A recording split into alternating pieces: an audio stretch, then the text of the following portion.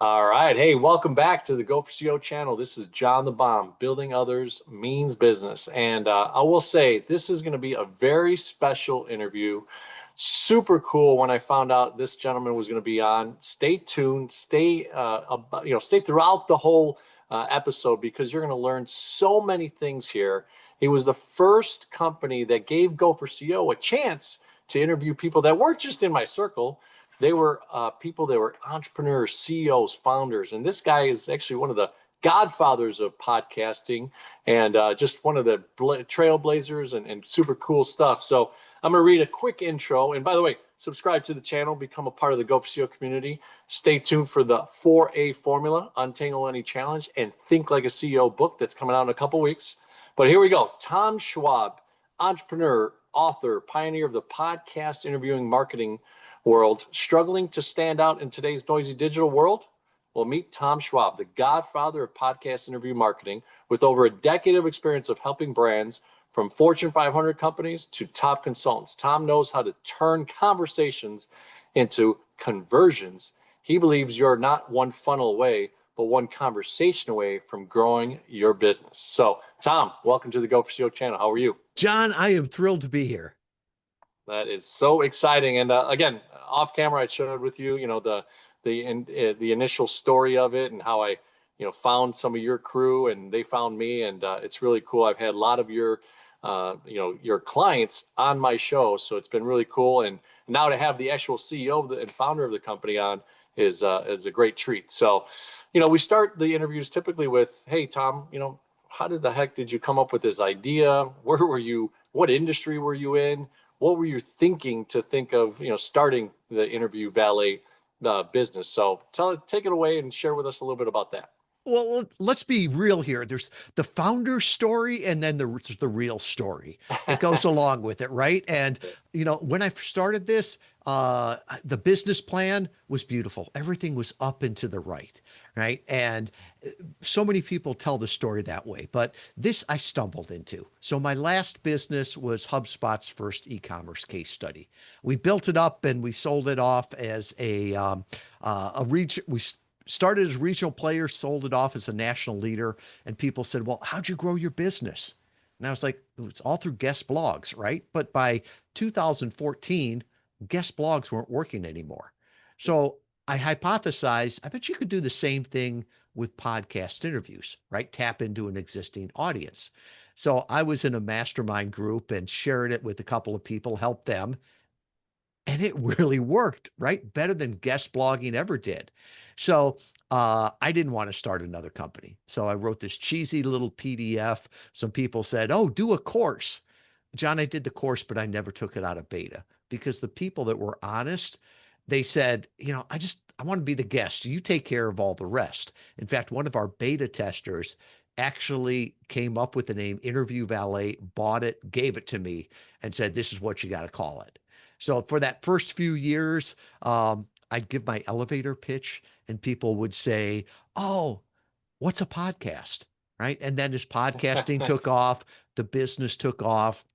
Um, when COVID hit, that really helped the business. And now that the fact is that AI is indexing podcast interviews, it's made it that much more powerful. But all the core thing was the problem that we solve is people are like, how do I reach my ideal clients? How do I let them know what I have to offer? How do I resonate with them? And that's the core problem that we're solving. And I think that's the core problem that business throughout time has struggled with, right? How can I get my ideal clients to know about me? No, and hey, entrepreneurs are problem solvers, right? Solution makers, creators of opportunity, opening up gateways, super interesting stuff. So let's take it back to the beginning. Certainly AI was not even a thought possibly in 2015, 2016. You create this, interview valet scenario, and it's like, okay, well, so the different medium. So who's this going to go to? Who's this going to touch? Well, why am I spending time for an hour with this guy, right? So, or this gal. What were some of those ways that you kind of patterned and you said a nice business plan? What was that model? What was the intriguing, value proposition within it? To me, I go back to first principles. right? Nobody cares about what a podcast is. And at that time, most people weren't familiar with it. Went back to first principles and said, well, how have you always grown your business? By tapping into existing audiences, right? And that could be flying to a conference to speak at a conference, right? It could be going to the local chamber of commerce and talking to people, going to the country club, right? Tapping into existing audiences, getting that know, like, and trust, getting the authority transfer from the host. And so I always looked back and said, what has worked before? And how can we apply the new technology to this, right? I always joke that, my grandfather, God rest his soul, wouldn't understand the internet. He wouldn't understand podcasting, but he would understand what we're trying to do, right? Tap into an audience, get introduced, talk with them, and, it attracts the right people and repels the wrong people. That's going back to first principles. And I think often the struggle we have is when we hear people's stories is it's like, oh, I've got to do it the same way. And the example that I try to point out is that, John, if I told you today that I went to the grocery store and, John, you got to go to aisle two, right? Aisle two moves fastest. Go to aisle two. Well, I'm trying to help you, right? But I'm in a different market at a different time. So for you just to copy what I did probably won't work. So better to listen and figure out what the core idea is from. Well, why was aisle two the fastest? Oh, because, aisle one had this mother with three kids and two carts of groceries. Okay, that would be a slow one. Aisle three was a little bit shorter line, but there were a lot of older people there, right? And aisle two, there was some teens tapping and going, right? That only had a few items. Okay, I can learn from that. And so when I get into my market, I can see similar things and say, okay, this is the way to go here. But I think this idea of just copying something that worked 10 years ago um, is not, it sort of sets you up for failure because, what I learned in the military is every tactic has an expiration date. And I see so many people using tactics that are long expired. Yeah. Yeah. And you were in an industry, right, that was kind of having its cycle, right, with the blogs and those types of things. And Yeah. you saw an opportunity, with this new medium, and technology got way better with the iPhone and video and all these things and all these great Zoom products and things that came out back in those days. So I guess the formula of the business was, hey, you want to be showcasing your business, marketing your business, branding your business. You want to be out there on these mediums where they have small to large audiences, right? From the Joe Rogans of the world to the GO4CEOs of the world. You saw that opportunity, but what was the structure? Did you market to bring in the people as guests, and then you taught them, hey, here's how we set up a profile? Was there other intricate areas from that client journey from your perspective? Yeah, early on, I tapped into my network, right? And that's what every entrepreneur does, right? You go to your circle, those people that know you, and then you've got to leverage out from there. And we eat our own dog food, and so we built the entire business up through podcast interview marketing. And so we were our own guinea pigs. What we learned from our clients, we put back in there. And so I firmly believe that, right? If I go to a Facebook advertising company and they don't run Facebook ads, it's like, oh, that tells me something, right? That they can't figure out how to get them to work. So we've always used our core marketing channel has been podcast interviews.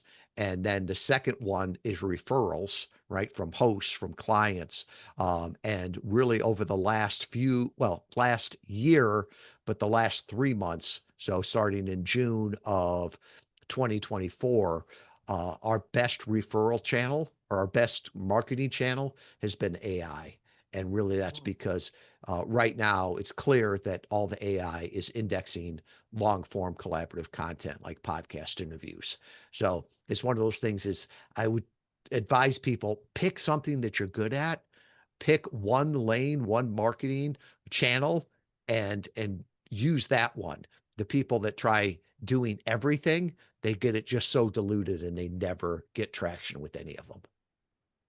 No, it's neat that you said that, right? You have a very niche, business model, right? Mhm. Getting people on interviews for podcasts, right? And is that real truly the only service you guys have, or is there other combined things that maybe you do mock-up initial presentations or I, suggested, outtakes and intakes type of things?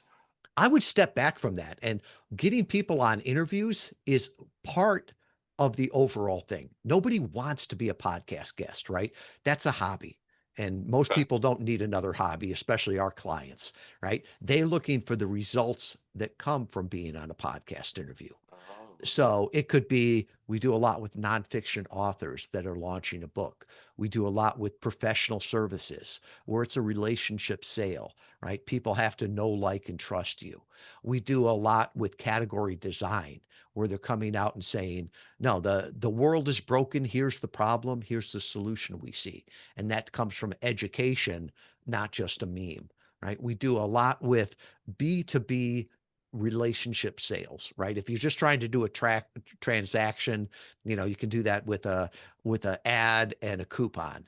But what we're really doing is more larger ticket relationship sales. And so that's what we look at. And so podcast interview marketing is going and finding the right podcasts based on data, right? Big belief of mine is that bigger is not better, better Mm, is better, right? You'd rather speak to a small audience of your ideal clients than you would to a large audience of people that don't want to hear you, right? We help people prepare for the interviews. A lot of our clients have had PR experience; they've been media trained, but podcasts are different. Uh, Early on, a client said, "I love working with you. I love Interview Valet because you let me be the guest and you take care of the rest." And I thought, oh, that's good copy. I'm taking that. So we prepare them for every interview. And we even, coach them on how to move people from being a passive listener to an active visitor to an engaged lead. I'm an engineer by degree, so we measure everything. We do the attribution from the podcast. And then we help people make more out of the podcast. And a lot of that comes from repurposing the content, getting more from every podcast interview, not just doing more interviews. So all of that goes to the problem that we solve, right? Of the things that we're trying to provide for our client. It's not just the interview. The interview's part of it. no, I love the process and the mindset behind it, right? I've had a few branding and digital media and SEO experts, right? And each one Mhm. of them seems to have maybe either an industry, like the service industry, they've really concentrated on. I remember a gal named Jensen, who's actually locally here in the Illinois area. Turns out that she was local, and I was like, oh wow! So we had some food afterwards and got to meet off the podcast, but she's in service industry, and you're telling me this is specifically making your agency a podcast driven tool for their marketing of any type of business, especially those that you mentioned as avatars that are unique to the way that you want to do business. So really exciting stuff. I mean, so tell us the beginning parts, right? Obviously, a lawyer charges by the hour. Service people have some sort of metric that they go to appraise something. How the heck did you come up with, like, what do I charge? you Well, you know? and there's the blessing of ignorance. I had never come from an agency world before. I had hired agencies before, but I never liked their model. So this idea of we're going to do a retainer and do just enough not to get fired, it's like no. Or I worked with PR agencies before, and it's like it's this much, and we're going to try. Well, it's like, no, I don't want to pay for trying. So we set it up from the very beginning based on the results, right? So this is the quality of interviews. This is the audience. These are the interviews that we guarantee. So we set all of our packages based on that. And that's what the whole campaign is focused on. And on some clients, we've even done revenue share, right? And that's worked out really well too. I think that's the ultimate goal there. When you win, we win. But one of the key things, one of our core values is heck yes or no, right? So when I meet with a client early on, I've got to be able to look at them and say, heck yes, We know your audience. We've worked with people like you. We can get you great results. If it's not that, then it's like we're not the right partner for you. So we're very picky in the clients that we work with because we want to deliver great results, right? We're all optimizing for value, not just more activity. It's interesting. I will say I'll bring you back a little bit because obviously this polished answer that you just gave, which was awesome, is someone who's been through the gamut, right? Someone who's battle tested over the last, 8, 9 years since 2015, 16 when you founded the company. But what was it at the beginning? What was Oh, that like? Because I think the Gopher CEO community would love to hear that true. All right, I charged $100 for this, and it was not worth my time, or I charged 1,000. It was a little bit too much. So tell us a little bit of that, okay. background, if you don't. Let's step back there because that's where we are now. When we first started out, it was like, okay, let's charge per interview, right? Hmm. What's the, okay, we'll see what the market will bear, right? And I remember early on talking with a client and they wanted 4 interviews a month. And I think at that time it was, I don't know, 4 interviews a month was like $700.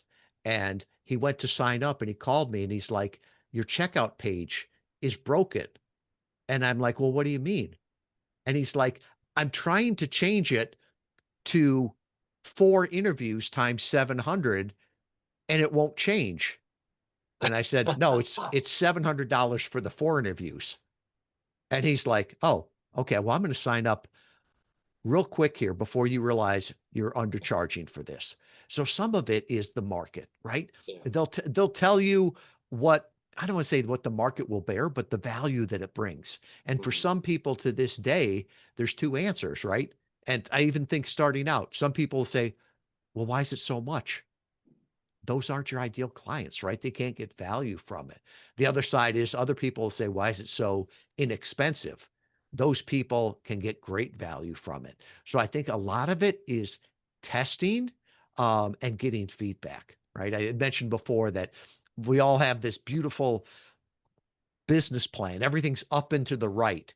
And all of a sudden you realize that people like parts of it, they don't like other parts. And in the Navy, we called it, you have to be smart enough to know right answer when told. So when clients would say, yeah, I really like this part, this one doesn't bring me value. Well, then stop wasting time trying to give them that.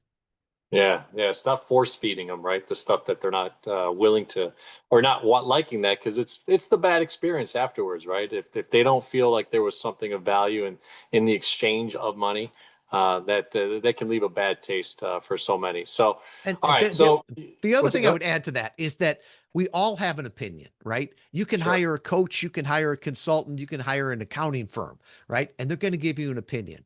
As a founder or a CEO, you've got an opinion.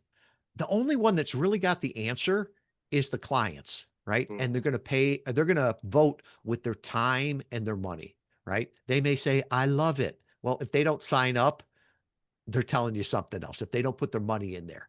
So the idea is to be smart enough to realize what they value and what they don't and to double down on what they value, right? Everybody's got an opinion, but our clients have the answers. I love that line. So go for SEO community, write that down, what Tom just shared. Everybody's got the time, but the client's got the what? The answer, right? The feedback that you're looking for. It reminds me, I was a young gentleman, and I know in my 20s, I would always get this, hey, you're such a good salesman. And I'd be like, well, you didn't buy anything. What are you talking about? How am I so good? So it was some false narratives there. So, but interesting stuff. Obviously you had sold the business before and kind of walked away from an industry and then developed this new space. That's it can be a change. It can be hard. So, as a new founder again to a new business, what were some of the things that you did, to either fund the business? Was it more of a bootstrap since you had a nice exit, or did you go out to the marketplace and look for investors? What were some of the ways that you looked at that part of your business? I have always bootstrapped my businesses. And I know there's some businesses that are so capital intensive that you can't do that, but I bootstrapped it and didn't take home a paycheck for, the first 6 months, but I Mm, wanted to prove that the market accepted it. And there's so many people that's like, oh, the profits don't matter. Well, the profits do matter, right? If you're ever going to go for funding, they're going to look at, is this financially viable? So we sure. always tried to make sure that we were bootstrapping it. And I respect people that have investors and go to get money. I always look at it as, I don't want another boss. Mm, And if you've got somebody that you owe money to, whether investors or a bank, you've got to answer to them too. The other thing is that it's leverage, and leverage can be a great thing, but leverage also can leverage my stupidity, right? And um, it when I made mistakes early on, they were smaller mistakes. I can only imagine if I had, $1 million of investors' money, I probably would have made a lot bigger mistakes with that. And so I like the idea personally of bootstrapping it. Um, I've always looked at that. And if somebody gave me, $1 million to invest in the business, I don't know what I would do differently than I'm doing right now. And if I'm not willing to bet my paycheck every month that this is the right way to go, I don't know that I want to bet somebody else's money. I like that. I like that. I was thinking putting on my commercial banker hat that I do day to day, and listening to that comment you just shared. In commercial banking, we do covenants, right? Yeah. So you get $1 million or 2 million or 30 million from me, in our bank. We're going to put some covenants on you. We're going to put some check marks, some checkpoints, and we're going to check in, quarterly, sometimes semi-annual or annually with your P&L, profit and loss statements, and those types of things to just check where you're at. So I agree. I mean, there is something to the bootstrapping method. Certainly, there's some components of growth that maybe are a little bit more limited because you need to bring that revenue in, have some profitability, and then reinvest into the business. So, talk about reinvesting. What was the first hire you brought into Interview Valet? What was that like? Obviously, you experienced leadership, but who did you think of that you said to yourself, "Man, I need help, but I need this person to come into my organization"? Yeah, and I've done this before, so I was thinking that from the very beginning. I know my strengths, I know my weaknesses, right? I'm the big picture guy. I can go out there and sell the idea, but I'm not the one that you want filling out the paperwork and delivering it.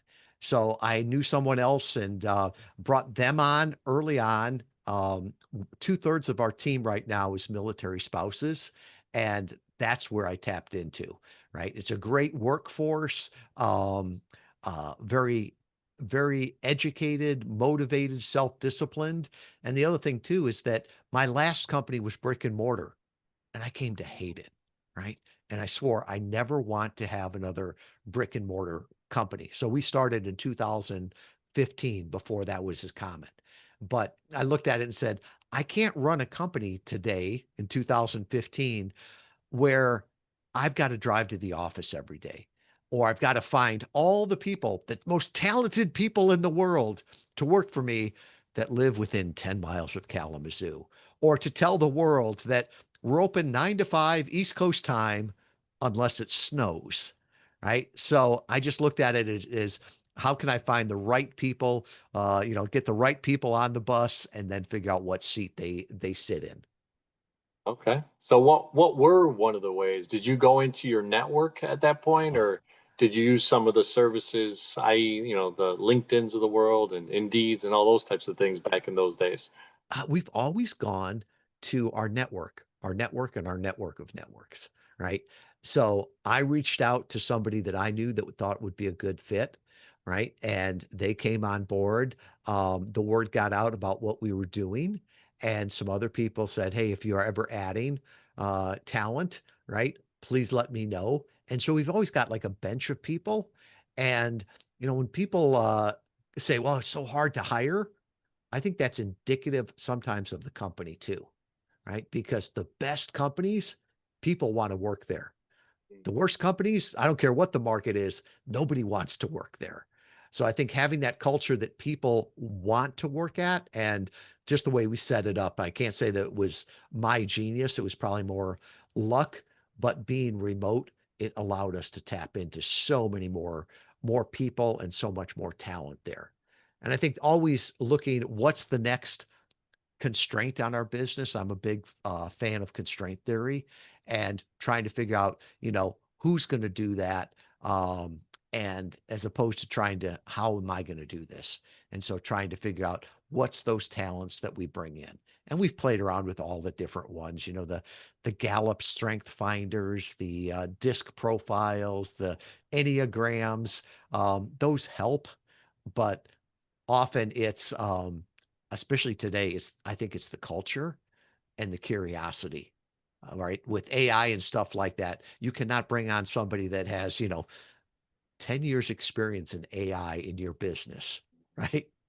They don't exist, right? So better to have somebody that comes on, maybe understands your business a little bit, but has the skills and the curiosity to learn and help you grow it.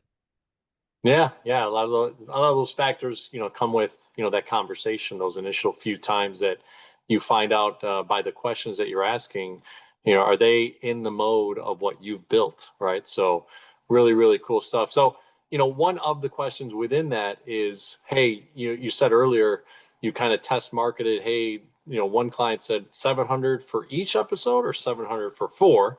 And the profitability in that to be able to get someone is always the question, right? And how do I grow and use that so that I can go on instead of in the business? So at what point did you say to yourself, was it 6 months, a year, 2 years that you started developing, okay, hey, I've got the right formula of profitability to now start bringing on talent? Um, that working on your business or in your business, that's a continual thing, right? Mhm. So I think I brought somebody on probably within 2 months, right? Wow. I sold the idea to people and I knew I didn't want to do the delivery. Now, granted, all the money was going to her, not to me, right? But we were able to test it, to grow it. And then as we grew, I still don't think I took a salary for probably 5 or 6 months. Okay. And that was intentional, right? Because there was no better use of the money that I saw than pushing it back into the business, right? We never burned cash, but we were never. It was probably a year before I felt like, oh, this is good and profitable now, and on that. So I think it's like that investing of it. And that was a long roundabout answer to a question that I'm not sure I answered. No, no, but I like that. I think there's so many ways to skin the cat, right? As they say, a lot of times profitability is about, finding the metrics that work in, right? When you go to have a client and you're charging them, at the output of your COGS, right? Your cost of goods, and what did it cost you this? And, where's the marketing? Hey, you were doing your own stuff, eating your own lunch, like you said before, that you were out there marketing and trying to attract the business. And what is that worth, right? I mean, obviously you had success just before this launch of new business. I remember in '09 when I sold my business, I kind of stayed idle for 6 months. I got married. I sold my business in January of '09. I got married in March of '09. And by June of '09, my new wife was like, are you going to work or what are you going to do? So I didn't have millions, but I had enough cash that I did feel a little bit comfortable. But I could see where, that kind of puts that motion into action, right? And gets things going. So from a marketing standpoint, you've said that you've always eaten your own lunch and been a part of this. What were some of the ways that even in this fresh new market in 2015, 16, 17, that was still growing, that you got out and did podcasts yourself? Or did you also have your teammates be on podcasts? What were some of those strategies? Great question. And early on, it was the Tom Show. And I would go out on any podcast and I would say the same thing over and over, right? Early on, and I'm ashamed to say this, I looked and saw, is there a Guinness Book of World's Record for the most interviewed person? I'm like, that would Oh, be great publicity for the company, right? Thank God there wasn't, and they wouldn't take it, right? Because it turned out to be like it would have been the most pathetic thing that he'll talk to anyone about anything.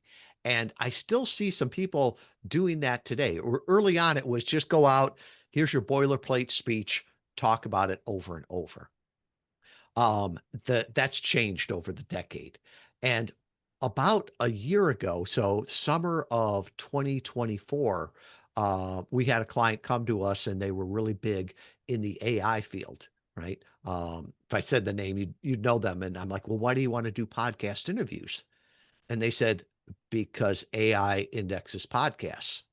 And I said, Mm. really? I'm like, yeah, that's how you're going to get recommended by share of voice. How much are people talking about you as compared to other people? And then the sentiment, is it positive, neutral, or negative? And I looked at that and thought, okay, we've got to get a bigger share of the voice here. And I'd always been doing podcasts. I average about one a week, right? I want to make sure that they're good podcasts that I can promote and repurpose and everything.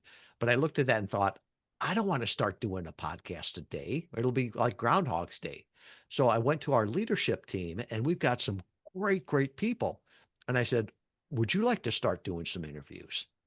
And John, it was the best thing I ever did. And I should have done it earlier because I'm not the face of health, nutrition, and wellness, even though that's one of our verticals, right? I can't tell the difference. I can't speak to ketos or calories, right? But Chloe on our team, she she is awesome at that. And so we got her out talking on podcasts. And Kristen, who's one of our senior account managers, she's got an MBA, right? She can talk to the business side of this. Liz comes from the PR world. She can talk about it. We get our Tiffany, our marketing manager, talking about it. So we've got all of these different voices talking about it, and it helped our business so much. I always say that Chloe built the health and wellness business in spite of me. Once she got out there and started talking about it, she she was saying similar things to what I always did, but she knew the words to say in the context. So that's been a core part of our business and now even our clients' businesses, right? Of have different people, different talents talking about different things. And I think as a business owner, I see so many people that look at founder-led marketing, which can be very, very powerful, but it's a double-edged sword, right? Because if you're the only face they see, they're going to be wondering what's behind the curtain, right? Or Mm. you look at big businesses, right? Trying to sell them can be very, very tough. Um, you know, it's pretty obvious, right? I'm not talking out of school here.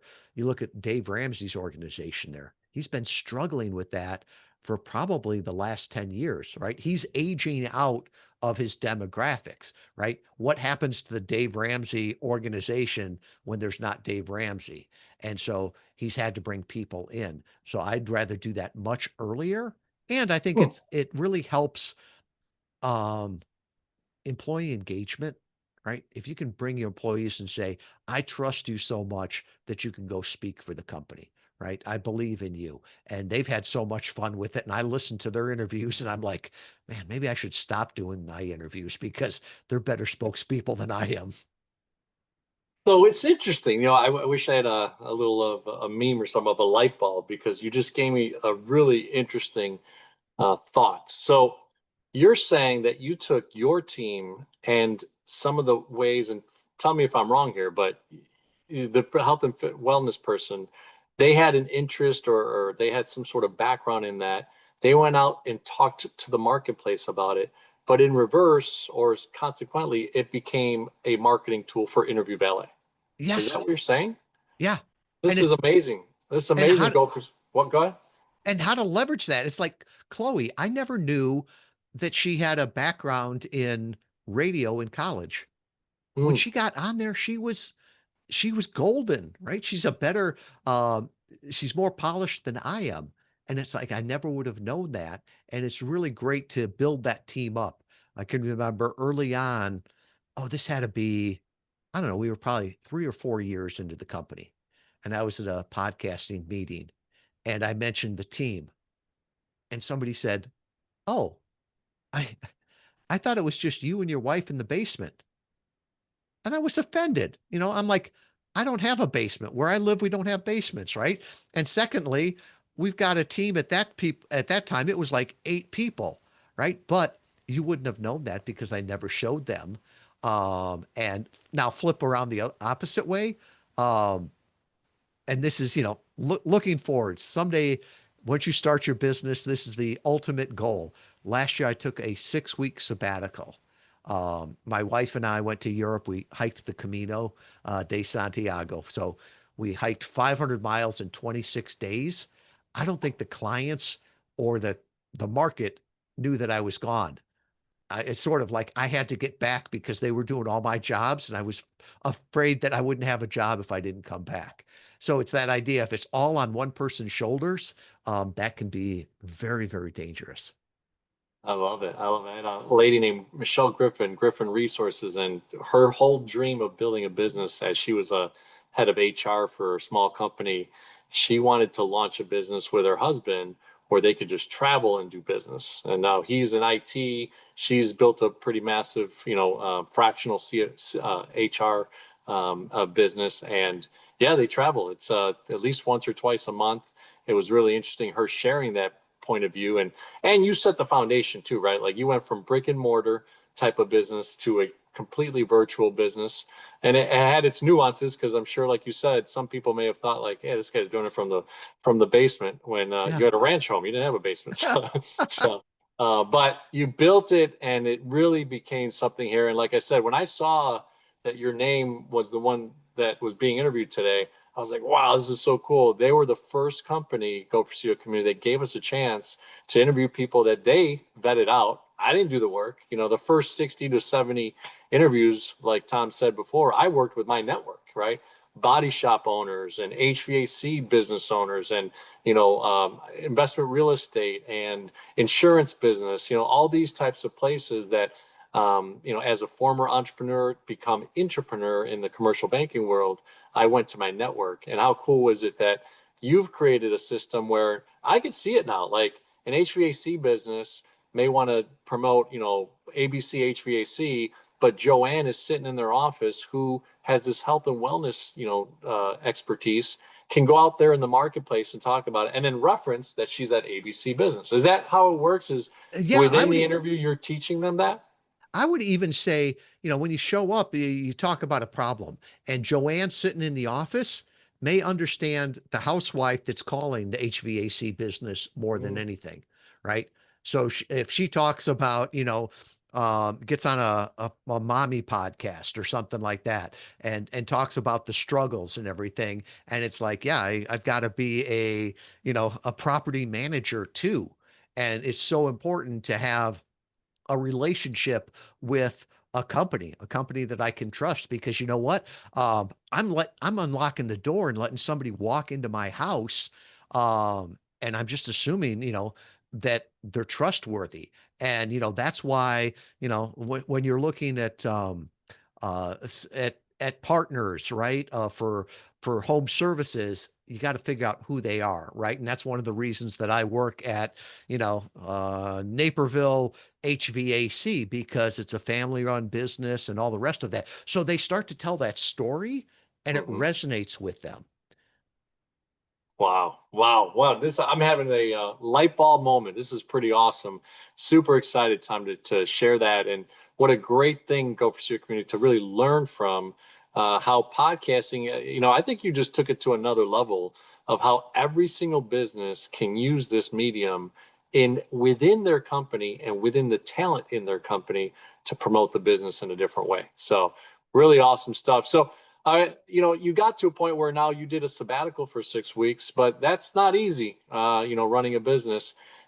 How did you start to develop the leadership team that you could have that confidence for this last year to take that 6 week sabbatical? Um, the limit was me, right? And I'll be honest, it's like that trust of doing that. And I got to give credit to my number two, chief operating officer. She took maternity leave, right? And before she told me that she was expecting and taking maternity leave, and she's like, and I've got to clean this stuff up before um, I go on maternity leave. She came back from that, and it was like I was supposed to take my sabbatical in about 7 months. And she's like, now we got to clean up your stuff so you can take it. And I think that that idea of having a forcing function of I've got to clean this up by a certain time is very, very powerful. And it's something that we're working into our culture here because a lot of times you can kick problems down the road. But if you say, I'm going to be off for 2 weeks here, it's got to get cleaned up by there. And that when you come back, you sort of come back as a different person because a lot of the roles and jobs that you were doing beforehand um, are somebody else is doing. So it frees you up to do it. And I think I was a very poor leader, probably for the first, I don't know, 8 years in this company because I wouldn't take time off. Hmm. I was always at it. And I think back of when I was in the military.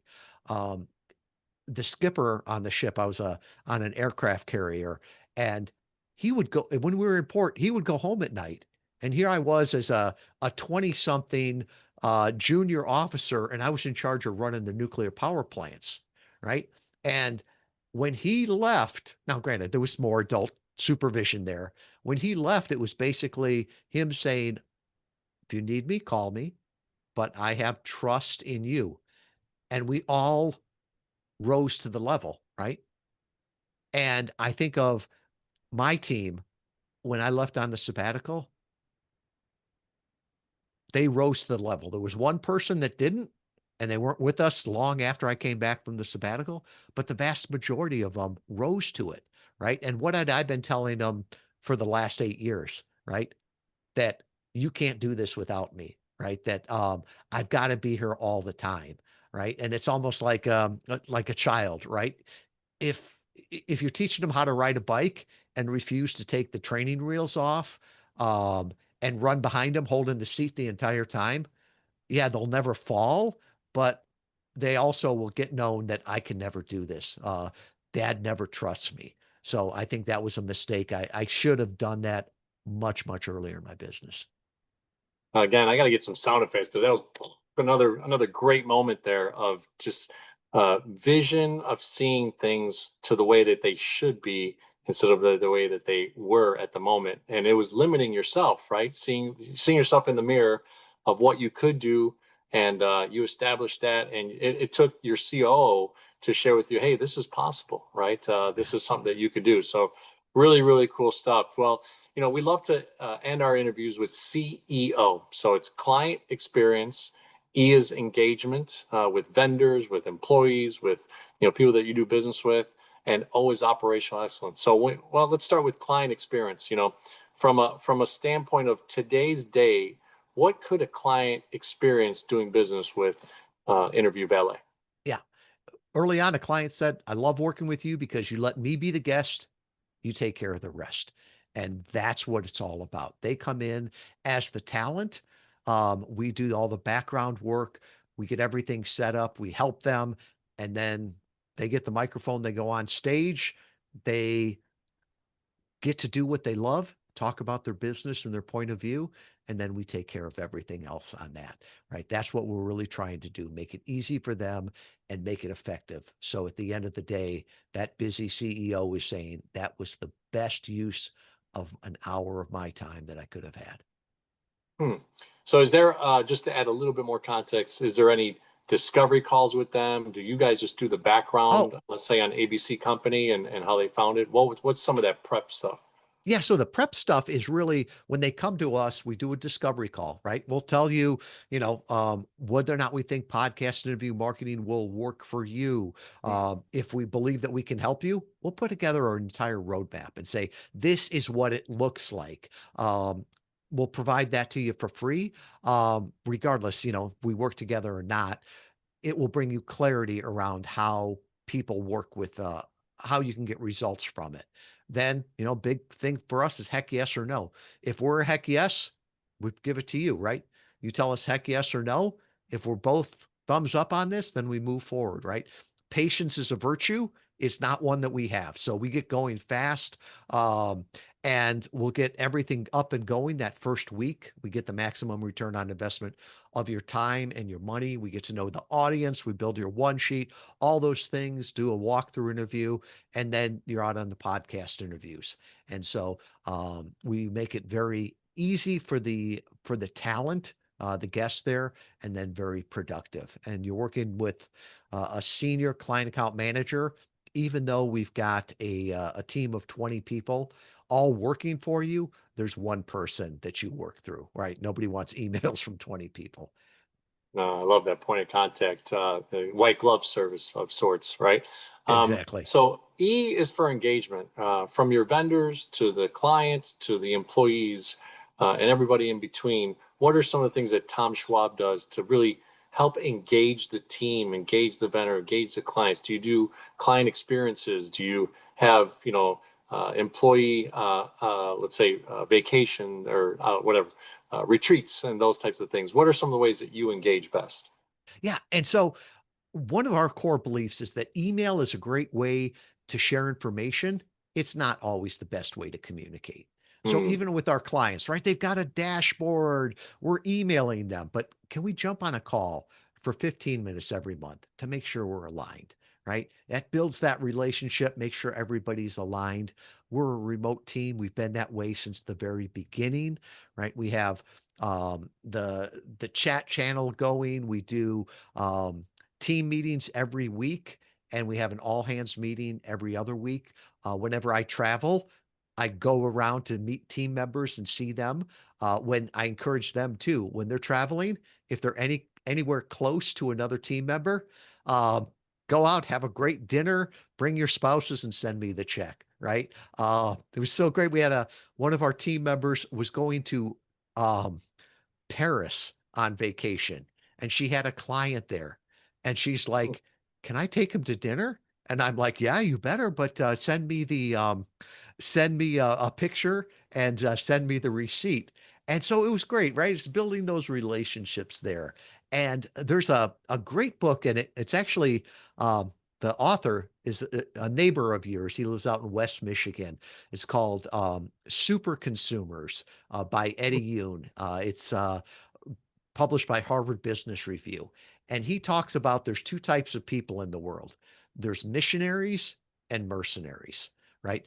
Missionaries are there because they believe in it. They were there at the beginning. They're going to be there at the end. They'll make money too, but they believe in it. And then the mercenaries are the ones that just show up because there's money to be made, right? And so I look at that with our clients, all the clients we work with um, are missionaries, right? They've got something that they just have to share with the world, right? And our clients too, our team members too.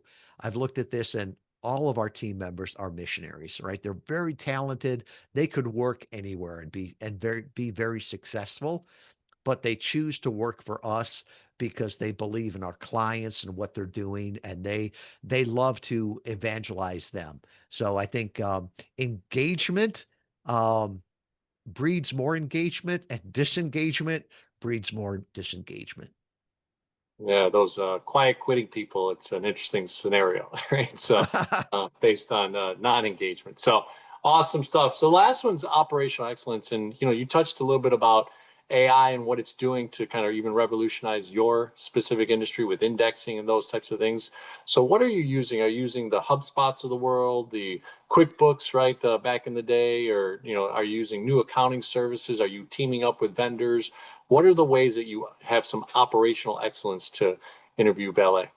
Yeah, I'm trying to minimize the number of platforms Mm. that we use. Um, Today, I've always been the shiny object guy, right? Oh, let's try this, let's try this. And you get all these different platforms that don't talk to each other. Now I know with MCPs and AI, maybe they'll cure that, but everything through accounting goes through QuickBooks. Why? Because QuickBooks Online, I can look at it, my accountant can look at it. It's big enough to integrate with everything. HubSpot, all of our sales and our CRM and our marketing is through HubSpot. Our website is on WordPress. Why? Because everybody knows how to work on WordPress. Our main database is on Airtable, and that we sort of just came into um, early on because trying to do it all off Google Sheets early on, Mm, we outgrew that really quickly.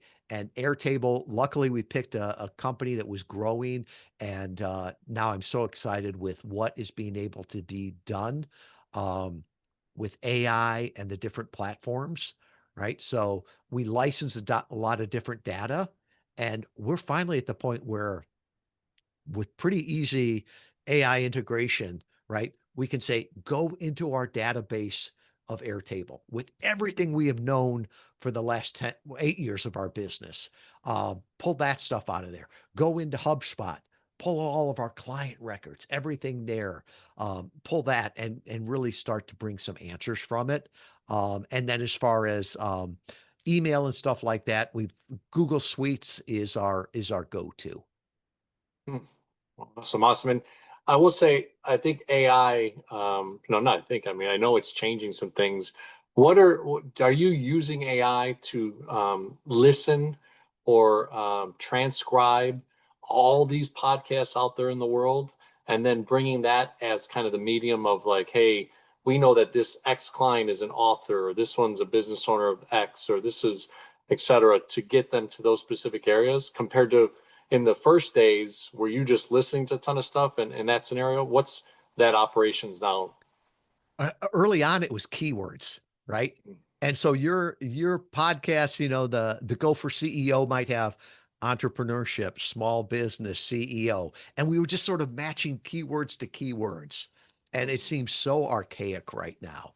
Now we're looking at all the notes that we have that Brianna has discussions with you, everything we know about you, things that you post on LinkedIn. She'll be looking at those. And it's like, if there's something that you mentioned that you're interested in, she's going back and going, oh, what guests do we have? Right. That we could connect with that.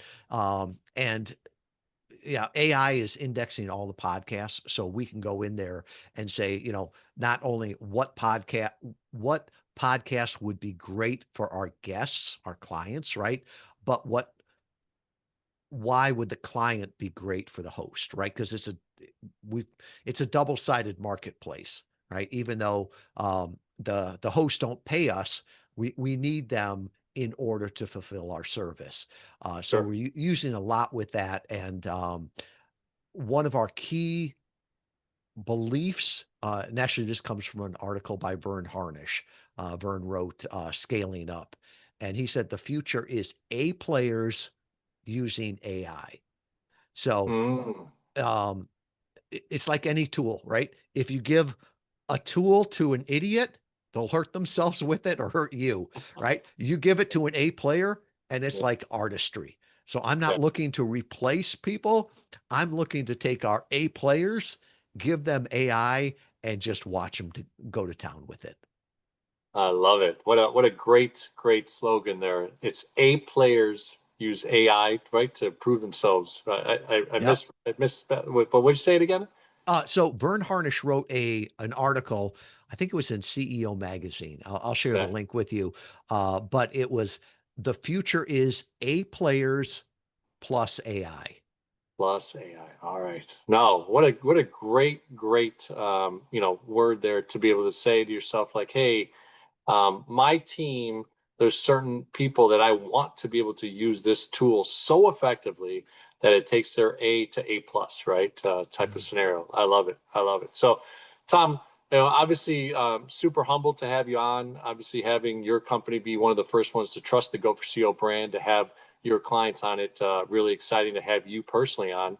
What are ways that you'd like, our audience to connect with you? I'm sure there's authors, business owners, CEOs, founders, entrepreneurs, people that want to start a business, all these types of people that may want to use Interview Valet. What's the best way for them to interact and get on your radar with your team?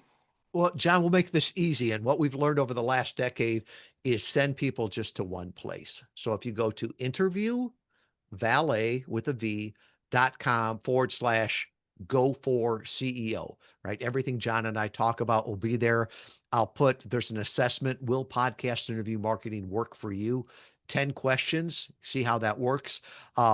there's a free copy of my book, right? You can buy it on Amazon. I'm happy to mail you a copy if you're in the US, or send it digitally if you're overseas. And then, if you want to talk about how your business could use podcast interview marketing to grow your brand, grow your business, speak to your clients and the AI that's referring them, I'll put my calendar there.